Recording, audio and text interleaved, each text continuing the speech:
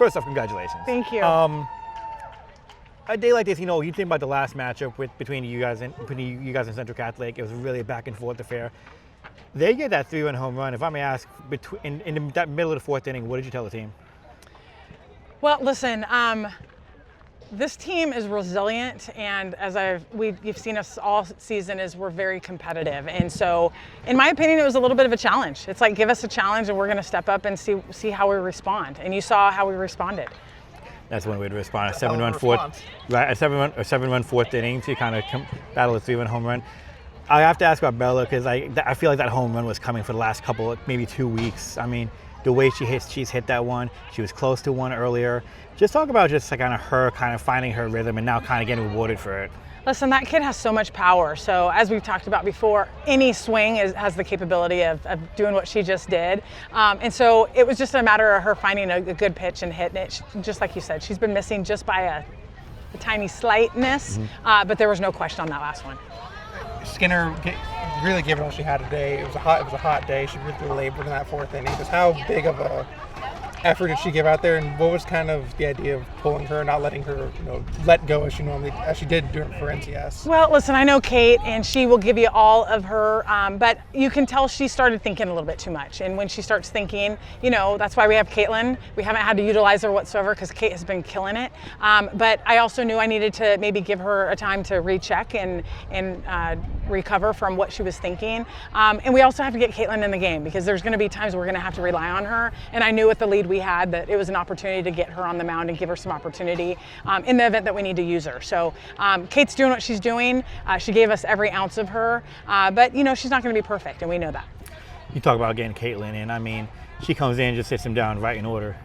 Just talk about how big that is. For someone who hasn't really pitched in the last couple of weeks, really, for her to come in and just hit them down 1, 2, 3. I mean, that's not exactly an easy lineup per se. Not at all. They are quality hitters. Caitlin's a spinner, and so all we ask is that she gives us ground balls. And Kelsey came in, made an incredible play, and then 2 more ground balls. That's what we expect out of her. And so I was very, very happy for her performance. Something I want to ask was Kelsey, because we've really seen a tale of two sides of her, right? The errors, the unnecessary errors, and then she makes highlight plays like that.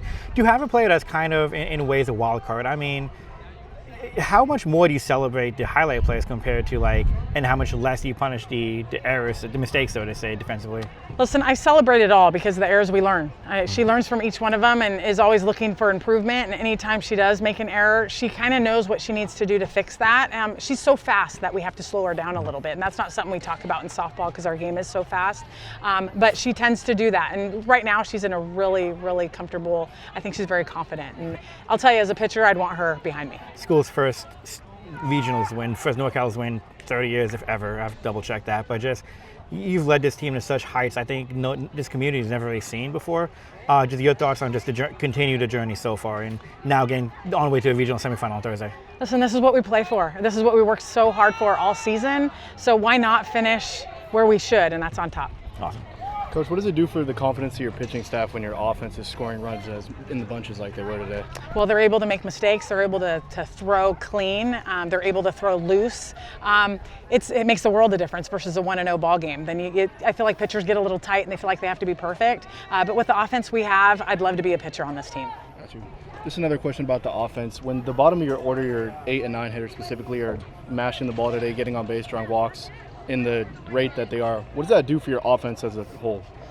Well, if you know our team, we are strong 1 through 9.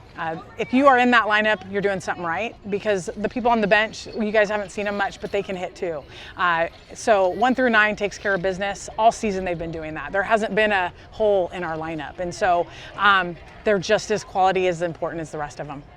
The last couple of games to the lineup really were kind of, you guys had to play small ball to manufacture some runs a little bit, and today the lineup kind of exploded back to what you usually expect from this lineup. What was it kind of like just seeing that back from this lineup? I don't know if you saw the one squeeze, but I threw a little bit of small ball in there just to keep us a little bit consistent. But Listen, we got to mix it up for teams because, you know, I don't want them to think we're just going to swing away every time. I need them to understand that our big hitters can also put the ball down as far as squeezing and bunting. But as a whole, it mixes things up, and it's like they don't know really what to expect at that time. But as far as explosion, we've been doing it all season. I'm excited for our game either tomorrow or Thursday, whenever we decide we're going to get that game in, because they're just in such a great place.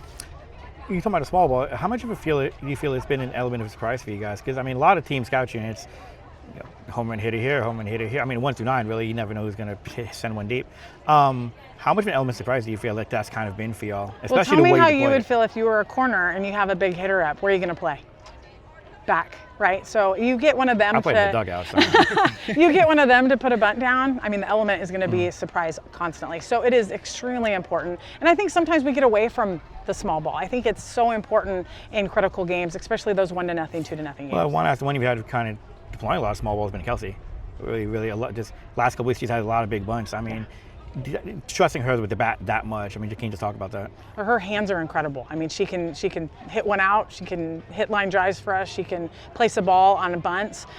She's just a triple threat. She also has speed. So I look forward to her in the box when anybody's on base. What's kind of the message of the team, either having to play top seed Bandon or another scratch and claw game, likely against Foothill? What's kind of the message, depending on who wins that one?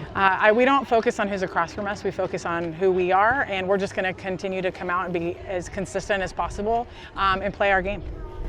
It feels like in the 16-game winning streak, your team every single time comes out with the same energy, same confidence.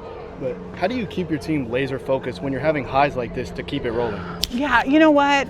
It's been pretty easy because they really want to play for each other. They celebrate each other.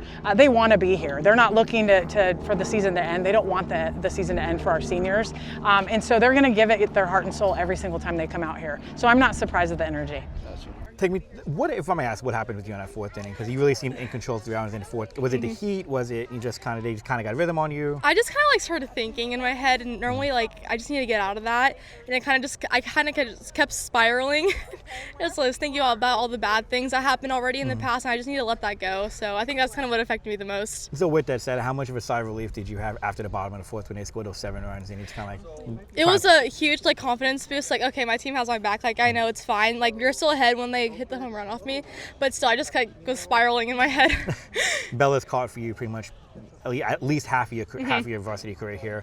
To see her hit that walk off in a state in a NorCal's regional, what's that like for you, kind of watching that? I was so happy seeing that we were able to produce the hits and watching Bella hit the home run, because I don't know how many she has on this season, but she's getting up there with big records. So I'm just happy that she was able to add to another one. In that fourth inning, your teammates gather around you a couple of times. What's their message to you in those moments? Just forget it, flush it. It's new pitch is a new pitch. It's okay. Everything's gonna happen. So. When your offense is scoring as much as it was today, what's that do for you as a pitcher on the mound? It helps me a lot. Confident, on the mound, confidence. My team has my back. I know, I am pitching with a boost right now. So. How long were you waiting for that home run? Because I feel like it's been at least 2 or 3 weeks you've been waiting for that shot. I'm just trying to hit the ball hard, and whatever will happen, happens. And I knew she was throwing more down and in, so I was like, that's my pitch, and I just took it for a ride. What for you personally to hit a walk-off in a regional, in the school's first regional in 3? I mean, we've talked a lot about history and everything you guys have done, but where does this kind of land now for you? Because I feel like it's just like a year of accolades at this point. It means a lot. First off, hats off to Central Catholic. They played a great game. I think we just responded. That big inning that they had, we just responded, hit more runs, and it's just a great feeling to perform under pressure, and because pressure's a privilege. The middle of the fourth inning, after they have that 3-run home run, y'all kind of respond with a 7-run. What was the messaging before leading into that bottom of the fourth? We just got to get it back. That's our job. They're going to respond. We have to respond back, and that's just our job, and we did that. First NorCal's win for the school in 3 decades, if ever. I got to double check that. But just how does it feel? It's amazing to represent our school, not only our school, but our community, and having all our fans out here. It's just a great team win. Very thankful. To take on either Bandon or Foothill, I mean, at the moment, recording this is Foothill. So for the possibility to have that rematch to go to a NorCal's final, I mean, it just seems like everything's falling in place for y'all.